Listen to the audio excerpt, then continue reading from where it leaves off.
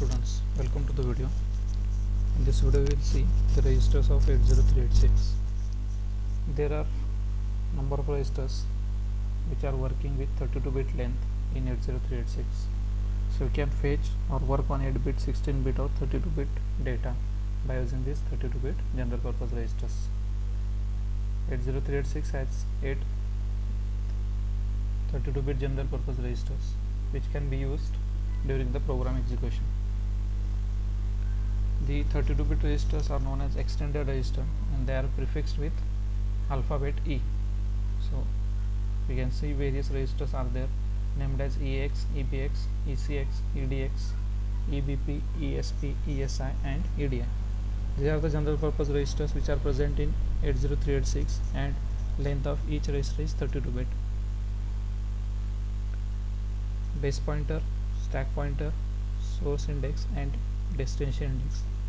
These are the registers which represent lower bits of 32-bit registers and these are 16-bit in length. This can be used independently from 32-bit part of the register. So we can directly use base pointer, stack pointer, SI and DI as a registers instead of using EBP, ESP, ESI and EDI.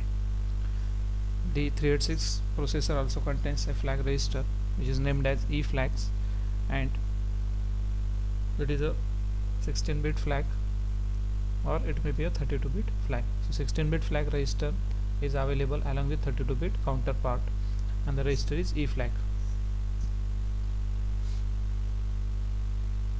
There are various sets of the register or the registers are grouped in various categories.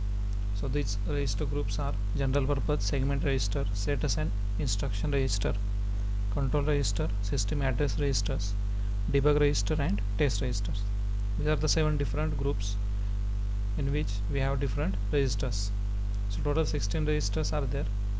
We will see one by one. So 8 general purpose registers. Diagram is shown there which shows various parts or counter the sections of extended registers. So EAX is 32-bit in overall size, whereas its lower section, that is lower word size, is AX, and AX is further divided in AH and AL. AL is for lower byte, whereas AH is for higher byte. Similar way, EDX, ECX and EBX are divided in DX, CX and BX, the 16-bit parts of the registers. Then base pointer is there. It may be base pointer or extended base pointer, source index and destination index or ESI and EDI, and the stack pointer or ESP, extended source stack pointer. So we can have a single byte register, 2 byte register or 4 byte register. Next is segment registers. So there are 6 segment registers, out of which 4 are used for data and 1 is for code segment and third one is stack segment. So for data, the basic segment which is used is data segment DS. If it is not sufficient, then ES, FS and GS are used. Code segment contains code which is prefetched or which is fetched from the memory, and the processor will fetch or the instruction unit will fetch data from code segment. Then stack segment, during execution of program, if stack is created, then stack contents will be loaded or retrieved from the stack segment. These segments are 16-bit in length. So each segment, code segment, stack segment or data segment, the length for each segment is 16 bits. 6 segments are present which are immediately accessible to the program. So during program we can directly access any of these segment. Each of these registers specifies a particular kind of segment as characterized by the associated mnemonics. It may be code, data or stack. So each segment has its predefined work. This is the example how these segments are used. First one is code segment which contains code of module A. Then SS is there, it is a stack. Third DS is there, it is a module data, and so that data is for module A. Then ES is there, it is a data structure 1. So data in the separate structure can be stored. FS, another data structure is there 2, and GS data structure 3. So this way we can have the data which is stored in various versions, or the data is prefetched from the memory. For each of these segments we have the registers, so that the address of each segment is stored in the registers.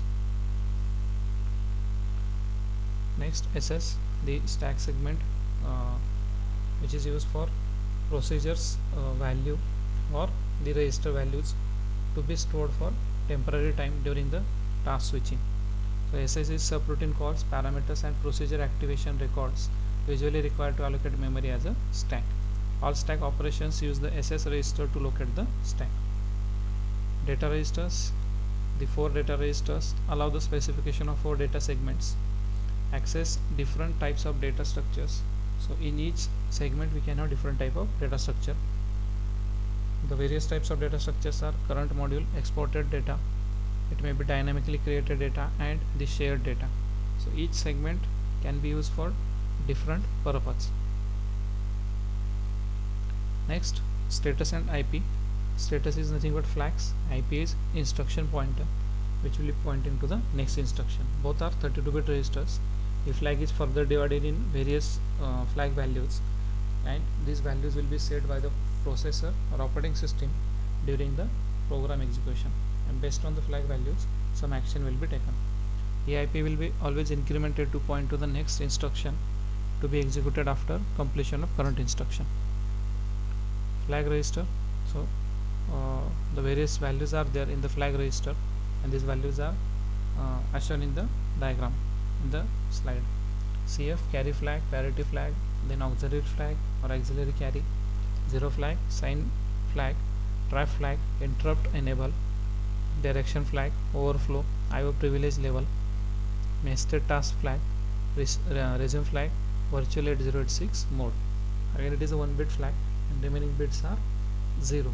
Wherever 0 is there, it means it is a reserved bit and it is not having any value, whereas 1 is there and 1 is predefined value, so these values cannot be changed or they are not used for any operation. Now all these flags are having some particular defined purpose, and based on the value of flag some actions will be taken during the execution. For example, 0 flag is there. If the result is 0, after executing any arithmetic operation, if result generated is 0, the ZF flag will be set.